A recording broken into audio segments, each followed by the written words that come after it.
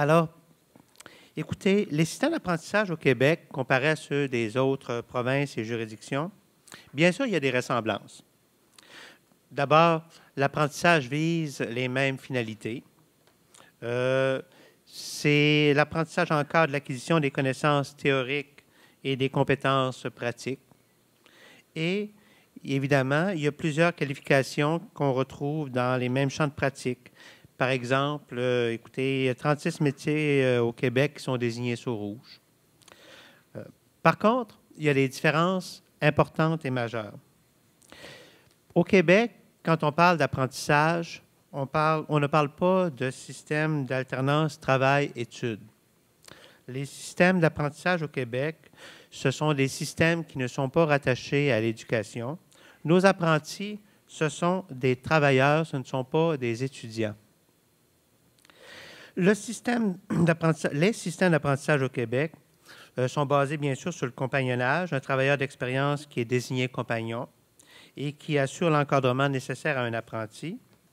Et l'apprentissage, bien, elle est régie par plusieurs acteurs au Québec. C'est des acteurs gouvernementaux ou paritaires.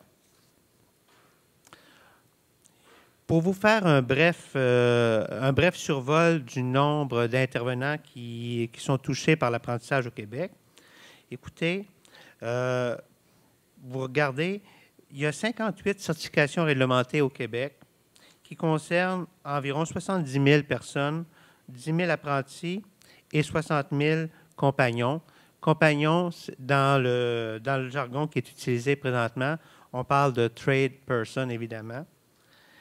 Il y a, au niveau de la qualification volontaire, en fait, c'est marqué 62 certifications provinciales, mais ça varie beaucoup.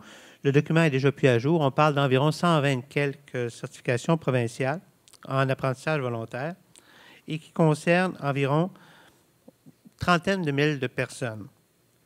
Au niveau de l'apprentissage pour les métiers de la construction, il existe présentement, et Philippe me corrigera, 26 métiers certifiés en construction et ça rejoint plus de 130 000 travailleurs. Il y a aussi les métiers de l'automobile où on a 5 certifications provinciales dans les métiers de l'automobile et ça rejoint environ, je dirais, près de 25 000 personnes.